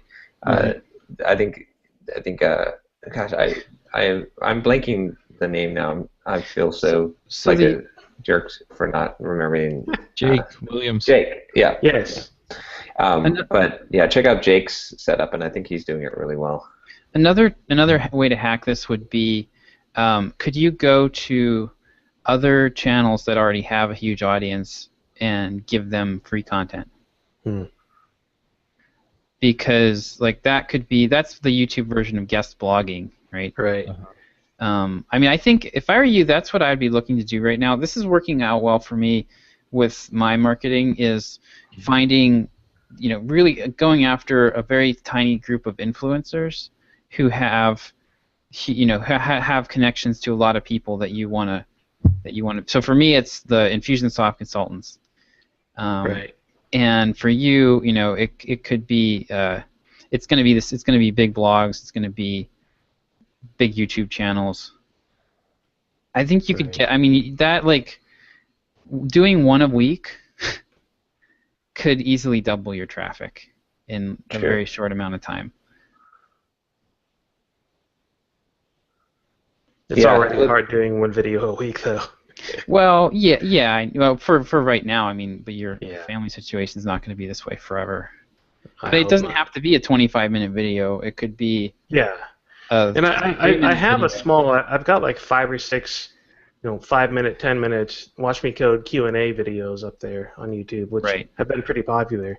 Somebody would ask me a question, and I would record a quick YouTube video as a response. Put 2 seconds worth of branding on it and throw it up on YouTube. Look for the things that people will be searching on, the basic, like, how to start, even how to set up your development environment, how to get started with JavaScript, how to those things are going to get you the biggest number of newbies that are going to be searching for that. But somebody emailed me recently. They had subscribed to Watch Me Code, they were a .NET developer, so they know how to code, but they literally had never done JavaScript before. So they subscribed to Watch Me Code and were watching the videos, and they email me like, hey, how do I follow along with these videos? You know, I see you're using Ruby or PHP or whatever in these videos. I don't know how to get those things set up. And so I pointed them at JSBin as the easiest way for them to follow along. And so I should have done this, but I thought to myself at the time, oh, I should totally record this as a quick video on YouTube, you know, how to get started with JavaScript using JSBin, and show people what JSBin is and how it works, and give people some quick rundowns on basic JavaScript syntax and functions and whatnot. Yeah. That'd be an easy one to do. Yeah, I really think if you get that YouTube presence going, that you're Yeah. going to get, and I think Josh is very right about, I mean, if you can look for some of those bigger YouTube channels that have tutorials and you can provide them some free content or do some shout outs or whatever it is to kind of get in front of their audience, I mean, if you're giving them free content, they're probably going to be happy about that, or even if they do interviews or something like that. Because that should be your big channel here. You've got a product; it converts at a steady pace. You just need to throw You get the traffic at it. Yep. Yeah. And you're on the road. It's growing, right? So. It's a waste. It's honestly a waste of time to try to do too much optimization right now. Yeah. Because it's going to take you. It's the same thing we ran into with Signal Leaf and AdWords, right? It was going to take 3 to 6 months to get enough data. And meanwhile, you're paying $500 a month or whatever we were paying for Google Ads. You know, you're spending $2 or $3 grand just to get enough data to make a change. Right. I think the low-hanging fruit for me is my mailing list, though, because I don't talk about that's Watch true. Me Code Yeah, that's on very the mailing true. list enough. And that's something you could set up in a few hours, honestly. Yeah. Do the yearly. I mean, you might as well. And try the experiment. I'll try the experiment with a yearly plan from a mailing list. See how that goes. You know, I'll get some kind of automation drip campaign in place for people on my mailing list to get videos and Watch Me Code pitches. That's all fairly easy. I feel like we have the same conversation with me every week, and I never get any of it done. Yeah. And I'm trying to stay afloat right now. Is the thing with all the doctor appointments. Could you do one email a week? Could you automate one email a week though, or? Yeah, that's a really good point. Just do one. I was going to say small bites, right? Yeah, I'm doing this right now with I have a back end that I need to set up for my email list, and you know, I have all these things I want to do. Like I'm working on that cheat sheet that I sent you guys, and like I'm trying to figure out what my funnel is going to look like. But like today, I needed an opt-in page and a thank you page for the cheat sheet, so I just made placeholders. You know, because I was like, write the copy for the opt-in page. Well, I have my cheat sheet written, so I can't pitch it effectively because I don't have a product yet. So I was like mentally blocked, but I wanted the page available. So I'm like, okay, just gonna do a placeholder. It's like headline, you know, get the cheat sheet, and then just one line of text, enter your information below, kind of thing, and you know, so yeah, just throw one or two emails a week in there, and they don't have to be super fancy either. So they're just leveling out to like where you're at right now. And I was talking about this as far as mailing list numbers, like because I get a significant number of unsubscribes per, you know, but I get a huge number of subscribes per. But I've sort of reached this point where it's almost leveling out, and you're kind of with Watch Me Code, like. You've got a certain number of subscribers, which I'm trying to think of the good analogy, but it's like your snowball is a little bit too big for the truck, right? And so as you're driving, you're losing snow, but eventually you'll hit a point where you stop losing snow because the truck is like, and it's snowing right now. So the snowball is picking up, so you'll hit a point where it's just getting worse. Terrible analogy, Yeah, John. it's Sorry. a horrible This is one, like right? John But, is grasping at He's in Iceland. All he can think about is yeah, snow I'm and just ice. thinking snow and ice. But anyway, you need at least 22 different words for snow to make this analogy work. yeah. Yeah. But you'll get to this point where Yeah. where it's no longer melting, where it's Right. like it's getting just Stable. as much melt as it is getting snow. And right now you're too big. Right. Your snowball's too big. Because the Well, it's because of the launch, right? That's where right, you had exactly like a big, huge one-time influx of people right, when you launched. and they're melting off. Yep. Yeah. But you have a funnel, and so you don't know what your true number is right now. What is your sustainable number? Maybe it's like 300, and that's where it'll balance out, right? And it's like you'll get the same amount, but you're currently building more content, and you're getting more viewers into your blog, and hopefully as you build that YouTube channel, then pretty soon it'll start to reverse the other direction. And you'll be pulling out of that that nosedive, and then you'll start going up, and you're right there. I mean you should expect the melt off until you hit that steady point that's sustainable. And the other thing about it is you can do another big push to your list, you can do a sale, and you can you can keep growing it again, and it'll keep on being bigger each time.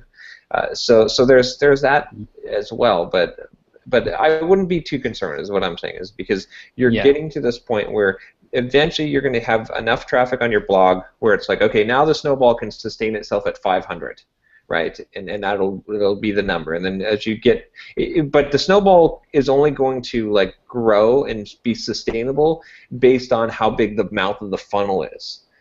That's always going to be the limiting factor. So right now I wouldn't be concerned about what's happening with the snowball. Like there's some number where it reaches an equilibrium, and we don't know what that is, but it's probably somewhere around 300. But I'd be concerned with the mouth. If you get the mouth of the funnel big enough, that is what controls what that equilibrium number will be at. Right. Yep. The other thing that occurs to me is that if people are leaving and saying, well, I'm not interested in ES6, that tells you one of two things. Either you shouldn't be doing ES6, or they're probably not the customers that are ideal for Watch Me Code at this moment. Right. Yep. And so and if you do a lot more blogging about ES6, and then it'll start to balance out. Yeah, which I am doing. All of my content is using ES6 constructs now, and I've got a short blog post that I'm probably going to write this afternoon based on something that I did yesterday, which I literally sat down and looked at a problem and thought, dang it, I really need a set, and I need to be able to find the difference between these two arrays. And oh look, ES6 has sets, and it has a difference in two arrays. Yeah. So I mean, that's the thing, and what you just said was ES6 is the right thing for Watch Me Code, so the people who are leaving because they don't want ES6, they're bailing because they don't see the value. Good for them, honestly. They're not paying for something that they feel like they don't need. Sure. I think they're going to miss out. I think it's going to catch up with them eventually because that's the direction JavaScript is going. But, okay, so go find the people who are going to appreciate what you're putting in. Right. And one more thing I'll throw in here, again, about just going back to the leverage thing, Derek. I'm just looking at my analytics for my joshuaearl.com blog. 25% of my traffic has come from 2 blog posts, basically, that I did. Right. The standing desk thing from Lifehacker, I got in the last year I got 11,000 visits from that, and then almost 5% of my traffic came from that one blog post I did on Smart Passive Income. So, those are where you're going to get your big jumps. I mean, I keep doing the twice weekly blogging, but you're going to get big jumps if you can find some leverage points. John, I'm curious. And I had a hugely popular post a few weeks ago that's still bringing in a good number of traffic for me. I mean, I had this building a component-based web UI. I've had 8,700 page views on that since I did. Did that hit Hacker News or anything? Like, where did all that traffic come from? JavaScript Weekly. Oh, okay. It probably hit Hacker News and Reddit, but I hate Hacker News and Reddit, so I don't care if they bring me traffic or not. Yeah. Well, it's low quality traffic anyways. Yeah, they're both cesspools of garbage people that just want to hate everything. So screw Hacker News and Reddit. I don't want your traffic. Well, John, I'm on what's- Hacker News what- because I know I'm smarter than everyone else. Oh wait. Exactly. Exactly. That's Nice. John, what's happened to your traffic since you started doing the daily posts? It's hard to judge yet. It's still not quite at the daily level, but I'm getting like Okay. a total of 4 blog posts out a week now, including my video post. So far, it looks good, right? I'm seeing like I'll know in a few months. I think that's what it'll take. It also takes some time to get in there and to get the cumulative effect of the search engine traffic. So if you think about it, right? Let's see. So total blog posts that I have on Simple Programmer right now is 511 blog posts. So I have to be producing a significant amount. So I'm at 511 now, right? And let's say that I was creeping along at 2 a week. So in a year I would add 24. So now if I'm 100. Right. Yeah. So I have to. There'll be a certain amount of time before the dent is large enough in order to be able to actually see the benefit. Yeah, if I were starting out and had less blog posts, only like 200, then ramping up to 4 or 5 a week would make a bigger impact faster. So I'm guessing that I'll start seeing, like, I should know within 3 months. My goal is to get to 1 million page views a month, which I'm around 150 to 200,000 a month right now, and before I started doing this, and so, but my thinking here also is sort of when you do something like this, when you increase frequency, you get an exponential growth factor. Maybe it's not quite exponential, but it's synergistic. It's cumulative. So if someone goes, if someone does a Google search and finds your site based on content alone, they find your site, you get a certain amount of traffic. But if someone comes to your site, reads an article, and then there's like a whole bunch of new articles, and they read an article, and then they realize that every day there's new articles there, they're more likely to bookmark the site and come back. I mean, when I think about it in my own browsing habits, right? Like sites that I visit frequently are sites like Lifehacker. Why? Or Engadget, because I know that there's new stuff on there all the time. But I don't really visit Scott Hanselman's blog every day or check it every week. When I see it on Twitter or it shows up in my feed or something, then I go and check it out. So I think there's that, as well as it's like the more that you're producing, you get to this point where, at least this is my theory, is that it'll have a much bigger effect. So I think there's so the effect of doing 1 blog post a week or the effect of doing 5 blog posts a week is not 5 times doing 1. I think it's more like 10 to 15 times the results of doing 1 blog post a week. But it's yet to be seen. So I have seen that with the YouTube videos, though. That's why I'm basing that, is because I was doing 1 YouTube video a week.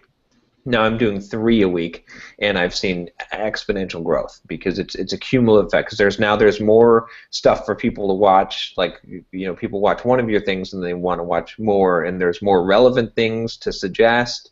So I think you see that effect, and then people know if you're producing a whole bunch of stuff, they're like, okay, I can keep going to this place to get stuff. So that makes sense. That makes a lot of sense.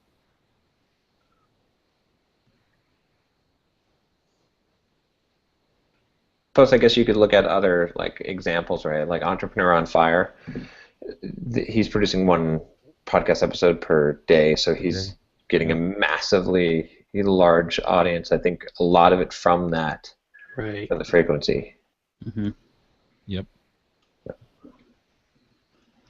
But we'll see.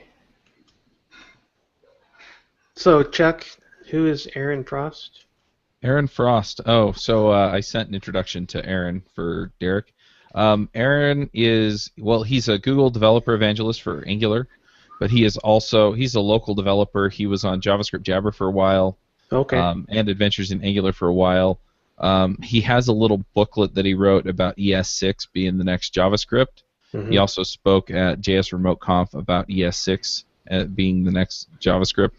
And he's been evangelizing the idea of you have to learn this because it's going to make a big difference for what you're doing and where you're at over the next while. So I thought he would be a good connection for you, and then you guys can kind of put your heads together and see what you both come up with as far as what's coming down the pike with ES6. I mean, they finalized the standard at this point. They're working on ES 2016 or 2017. So, you know, they're going Microsoft with the version numbers now. Yeah. But he's a person to pay attention to if you're looking for future JavaScript versions. And so I thought you guys could probably do some cross promotion and cross training and benefit from that. So, and I wanted to send an email before I forgot. So. Yeah, I see his JS Next Manager's Guide. Yep, he's got that, and he's done quite a bit of writing and teaching about it. I don't know if he's on Front End Masters teaching it or not. I know he did a course on Front End Masters. Yeah, speaking of, I need to get back to Mark. Yeah, but I think the more connections you make too, where people already have an audience, if you can give them something to send people to, I think you can knock it out of the park there. So, you know, whether it's an introduction to your ES6 series where you take clips out of each of the videos, or, you know, you record a specific video saying, you know, this is why ES6 is important or something like that, and here's a list of the videos I've put together or will be putting together. Yeah, his Front-End Masters course is on ES6. You know, and things like that, and then give them a way to kind of promote themselves by promoting you. I think you can draw in a lot of traffic that way. Right. And I think I may have mentioned this before, but one of the major ways that I've sold quite a few tickets to Angular Remote Conf is reaching out to meetup groups. Yeah, we talked about that a couple weeks ago when it was just you and me. And that's on my list of things to do, but you know, like I said a few minutes ago, I'm just trying to stay afloat right now with all the doctor appointments and everything going on. No, I get you. The thing that I've seen though is that if people like to look like they're in the know, so even if they're not the expert on ES6, whenever it comes up, they can go, "Oh, I have learned a ton from that video series," or "I've learned a ton from this course," or "I watched these videos on YouTube," you know, and they can give people a quick road sign that says, "Go look over there." Or, you know, they can connect them with the right person. Hey, I'm good friends with Derek Bailey. He's doing a series on it. Let me introduce you over email. You get a ton of credit off of that. People like to look good. So the more you can make them look good by knowing about your stuff, it really helps that way too. And you wind up making awesome connections that you can go back to later and say, hey, I'm doing this now. What are you up to? And then, you know, they talk about themselves, and then they talk themselves into helping you out. Nice. Oh, by the way, Josh, I'm getting like 20 hits a day from that SitePoint article I wrote on creating extensions. So, and that was a long time ago that I wrote it. Yeah. So cool. Just to, like, on your point on, like, you know, the guest posting on getting traffic, that's pretty significant. So. Yeah, and that's honestly not that great. I mean, if you got, you know, what I've gotten, let me see what I've from Pat Flynn, I've gotten. So that's like I've gotten like 2,000 opt-ins from that, close to 2,000 opt-ins from that, not just visits, because I pointed people to that plugin coupon code. So if you can, you know, that's the other thing. If you're going to do guest posting, SitePoint doesn't let you do that, but try to find places that will let you link to some kind of an opt-in. Because that way you're getting, you know, because the traffic you get is going to be fairly small. I mean, SitePoint's a huge site, and John, I think your blog post has probably gotten, who knows, like, you know, 50,000 page views by now. So, but yeah, if you can link back to something where you can capture emails, it's way better. Yeah. Yep. But yeah, I mean, if you got a lot of those, like, I could think about, like, I mean, if you had if you like were producing one of those type of blog posts a week, and you produced, 50 of those, let's say in a year of guest posts, you could raise the bar of your traffic by quite a large amount. If each one of those on average was even just bringing you in, 5 or 10 page views a day, that would be pretty significant. Right. Yeah, Derek, SitePoint for you. Have you done anything with SitePoint yet? They would. I talked to him a while back and basically said I don't have time to. Yeah. But they would be a really good fit for you, Right. and they pay you money too to publish. Right. It's not I much, might actually have Yeah. time at this point since I don't have Signal Leaf anymore. Right. Yeah. I thought it was again, that they actually paid you too. I was like, okay, I'll take it for $50 for. I would have done that for free, but sure. well, the other thing is so you go to the doctor's appointment with your son in Fort Worth, and while he's getting treated or whatever, you spend a few minutes typing the intro on your iPad. And I'm gonna have like 5 stuff. hours of him being unconscious on Monday. So. Right. Or take your laptop and write it in Evernote or something. But you can find little pockets of time where it's like, look, I just need to write 2 paragraphs. Not a big deal, but then it's something that you can send to SitePoint and make it happen. That's how I'm doing my 2 blog posts a week right now. Yep. I've got 15 minutes. Let me write a paragraph. Yep. By the way, did any of you guys watch that Brendan Bouchard video I sent you guys? No, I tried didn't see it till to, today. but the guy's personality was so sleazy car salesman, I couldn't stand it. I thought it was Now I really want to see it. It's hand waving and being excited, and just another white guy who swears he knows how to make you $1 million. Well, I mean, sleazy snake oil salesman. But that's the impression that I got from the way he looks, his body language, and his tone of voice. I gave zero interest in listening to the actual content because of the way he presents himself. it's worth a listen. He's got a pretty good business model, like and philosophy about how to do it and how to make money from it. So I think it's worth, like, for a free video. I thought that it was something I would have paid money for. So Right. Yep.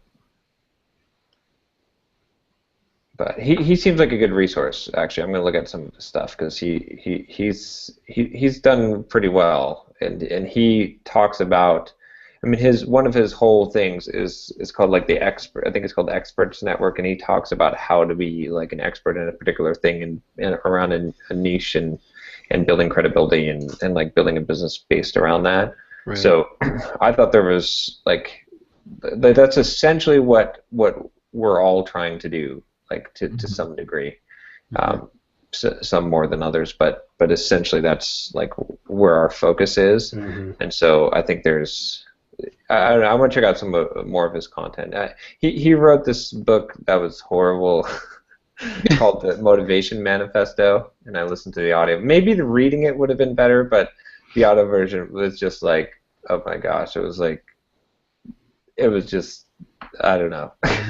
but I was like, well, let me check him out because even though his, like, I felt like it was like, I don't even know how to describe the tone of the book, but like corny, I guess. I was like, he's saying stuff that is really true and like resonates, even though he's like wrapped it in this very corny packaging. So I was like, this guy, like, let me go check out more, and so I don't know. It could be the market he's going after too. Like if you're going after people that are into kind of the biz op thing, you really have to be outrageous because that is full of snake oil people, and you have to really. You really have to do crazy stuff to set yourself apart in a hyper-saturated market. Yeah, I mean, at the end, he ends up showing like how, like, and he does talk about, he addresses, that was one of the things he addresses, like the people that tell you you're going to make $1 million online, and don't tell you how, or like have these crazy ideas. But at the end of the video, he shows like how to do it, and it's a little stretch of a stretch, but he shows like if you have a monthly membership at this amount, and then if you're selling a video product at this amount, and you do a seminar, and then you have 20 coaching clients, so he shows how you could get to that point, have $1 million business, which it's like I said, stretch a little, but it makes sense.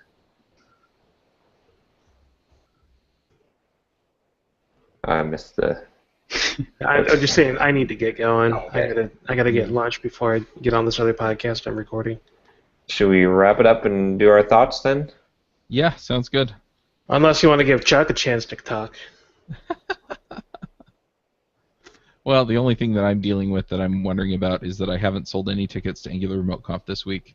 Oof. But I think it's just because I'm in that lull between the early bird tickets and the oh crap, I got to get a ticket to this thing if I want to go to it. So Yeah, that seems likely. so I'm amping up the marketing a little bit over the next week or so. But yeah, I'm not too worried about it at this point. Right. And I got Telerik to sponsor Oh, nice. Angular Remote, or not Angular Remote Conf, Adventures in Angular. So Nice. Very nice. that'll be cool. Yeah. All right, but that's not a whole lot to report here. I've either been sick or taking days off. So, and I guess that's my thought for the week is if you need time, even though you feel like you can't take time, take the time. Take the time off. Go recharge. You'll be way better off for it. Don't worry, those problems will still be there tomorrow. Well, and that's the thing, right? Is that some of them even felt time sensitive. Yeah. But honestly, I haven't felt a major impact for taking a day or day and a half off. So just do it.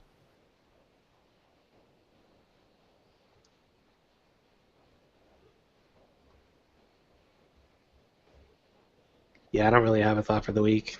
Maybe just sometimes all you can do is stay afloat. Yep. It's true. All you can do is all you can do, right? But I really like Josh's just do one thing. Just write that one email this week. Mm-hmm. That's probably a good thought for the week. Just do that one thing today or this week, and it slowly builds up. Yep. It's funny, I actually have one similar to yours, Derek, because I was just having this discussion about this idea that the thought is you're on a treadmill that is moving right at an incline, and it's an incline. Like that's your default. Whatever you're at in life, you're slowly going backwards. So you have to make forward progress. And it's kind of like what you're saying, because like staying afloat is a positive achievement. Like just not going backwards or not going backwards too far is like Right. Sometimes you have to be in that mode, and that's good. Just keep swimming. Just keep swimming.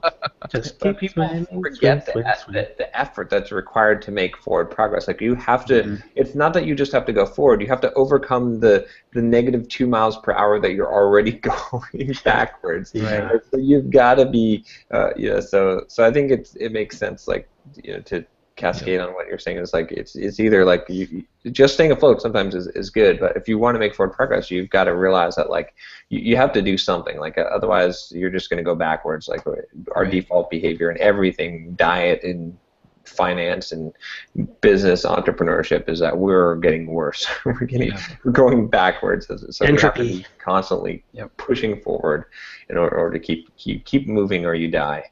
So. Yep. So I guess my thought is most industries are really small. So be careful. Be careful who you alienate and who you make enemies with. I didn't do this week.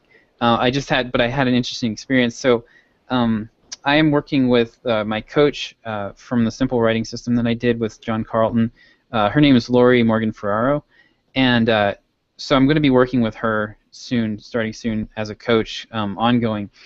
And meanwhile, so I'm also in this copywriter guild that Ben Settle's girlfriend started, and so she's actually got a lead on a job with Agora, which is one of the top. They're like one of the A-list companies. They're like one of the top 4 direct response companies in the country, and so she's got a lead to do some work for them for supplements, and she nominated me and 2 other guys for it, and I might still get a shot at it, but it turns out that my coach Lori knows the guy who we're talking to about this, so he's kind of on the fence about me.